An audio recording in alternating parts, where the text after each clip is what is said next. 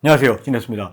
애플이 지난 4월 20일 이벤트를 통해서 신제품을 많이 출시를 했죠. 그 중에서 M1 CPU를 장착한 24인치 아이맥이라든지 또 아이패드 프로 같은 경우에는 조금 이게 기대가 된다 이런 반응들을 많이 보이고 있습니다. 그리고 12.9인치 아이패드 프로 같은 경우에는 또 미니 LED를 장착을 했기 때문에 그런 부분에서 출시만 되면 이거는 내가 꼭 산다 이렇게 말씀하시는 분들도 많이 있습니다. 그런데 14인치 맥북 프로를 기대하셨던 분들께는 아무런 정보가 없어서 좀 실망하신 분들 많을 겁니다. 저 역시도 마찬가지고. 그래서 여러 가지 정보들을 많이 찾아보면서 14인치 맥북 프로가 이렇게 출시가 되겠다. 그리고 이런 정보가 유출됐기 때문에 이런 것들은 거의 확실시 된다. 이런 것들을 기반으로 이 영상을 한번 만들어 보는 것도 재밌겠다 싶어서 영상을 준비를 했습니다.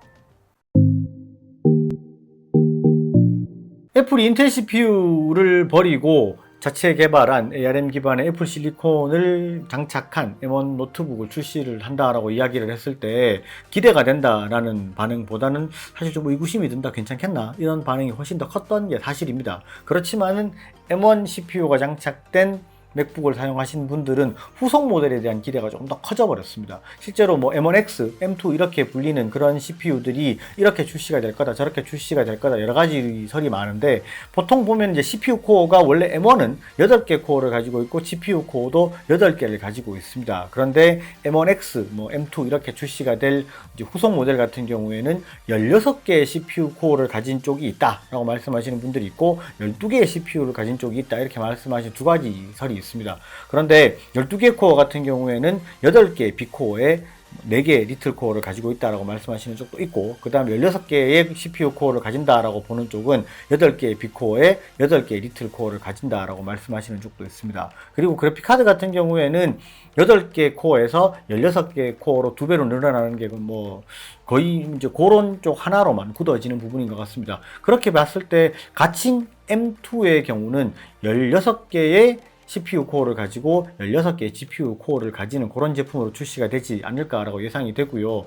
사실 외관 같은 경우에는 맥북 프로가 2016년도에 출시가 됐을 때 굉장히 좀 이제 전원 단자도 없어지고 그리고 여러 가지 단자들을 많이 좀 축소를 하면서 지금 보시는 여기도 보면 이렇게 USB-C 타입 썬더볼트 단자 2개 있고 여기 이어폰 단자만 있는 굉장히 미니멀리즘의 극단을 달리고 있는 이런 스타일로 변했습니다. 그리고 이런 통합된 단자들 때문에 많이 불편하다 이렇게 말씀하시는 분들이 많았는데 여러 가지 유출된 도면이라든지 이런 걸 봤을 때는 실제로 포트 같은 경우에는 맥세이프가 다시 살아나고 그 다음에 HDMI라든지 이런 부분이 충분히 생길 수 있다 이런 말씀들 하시는 경우가 있고, 그리고 SD 카드 리더기가 들어갈 거다 이렇게 말씀하시는 경우가 많이 있는 걸로 봤을 때는 아마도 이런 부분을 기대하시는 소비자가 많지 않나라는 생각을 하고, 그리고 이게 원래 애플 같은 경우에는 이제 터치바가 맥북 프로에는 적용이 됐었죠. 근데 터치바가 큰 효용성이 없다, 이게 불편하기만 하다 이렇게 말씀하시는 분도 있었습니다. 그래서 좀 물리키가 다시 살아났으면 좋겠다라고 말씀들을 많이 했는데 유출된 도면에 의하면 물리키가 다시 살아나는 것으로 그렇게 보이고 있죠.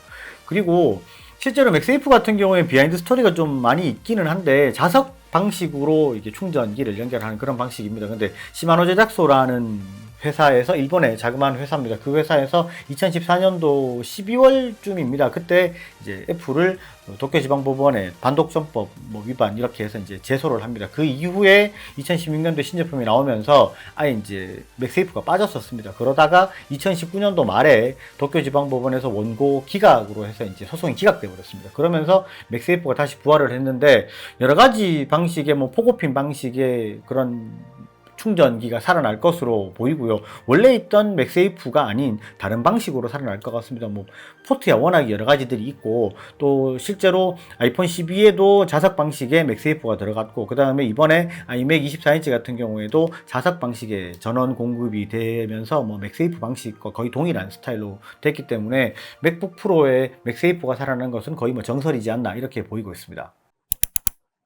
모니터 같은 경우에는 미니 LED가 들어갈 수 있다라는 이야기가 있기는 한데 사실 저는 이 부분은 좀 반반이라고 봅니다. 왜 그러냐면 12.9인치 아이패드 프로에 들어가는 미니 LED 디스플레이가 지금 수급에 굉장히 좀 차질이 있다, 그래서 출시가 좀 늦게 될 수 있다 이런 기사들이 나오고 있고, 그리고 이제 여러 회사들에서 뭐 패널 스펙이라든지 등록이 되는 걸 봤을 때 14인치 16대 10의 WQXGA, 맥북에서 주로 사용하는 해상도죠. 2560에 1600의 해상도를 가진 LCD 패널들이 이제 뭐 패널 정보로 막 등록이 되고 있습니다. 그런 걸로 봤을 때는 이게 미니 LED가 적용이 되지 않고 실제로 이제 일반 LCD가 적용이 되어서 맥북 프로 14인치가 출시가 되지 않겠나라는 생각을 조심스럽게 해보는 부분이 있고요.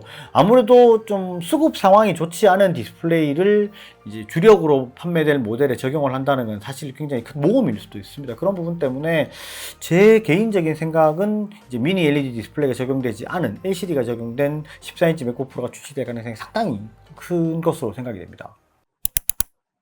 지금까지의 내용은 사실 대부분이 뇌피셜입니다. 그죠? 어떤 내용을 가지고 이렇게 유출된 내용을 가지고 뭐 이렇게 출시가 될 것 같다. 이렇게 이제 예측을 하는 그런 영상인데 실제로 영상을 준비를 하면서 저도 좀 애플은 약간 희한한 회사다라고 느꼈던 게 소비자들이 특정 브랜드에서 출시할 모델에 대해서 이렇게 출시가 될 것 같다라고 예측을 하고 그런 부분으로 영상을 만들고 그리고 신문 기사로 그런 것들이 보도가 되고 이런 걸로 봤을 때는 참 애플이 시도하고 있고 또 시장을 이끌고 가는 이런 부분에서는 정말 특이하다라는 생각을 많이 했고 그리고 애플 이벤트에서 신제품이 출시가 되면 이 제품을 살까 말까를 고민하는 게 아니라 어떤 제품을 사야 할까를 고민하게 만드는 그런 걸로 봤을 때는 조금 애플은 우리가 알고 있는 다른 IT 기업과는 다른 길을 가는 그런 느낌을 굉장히 많이 받았습니다.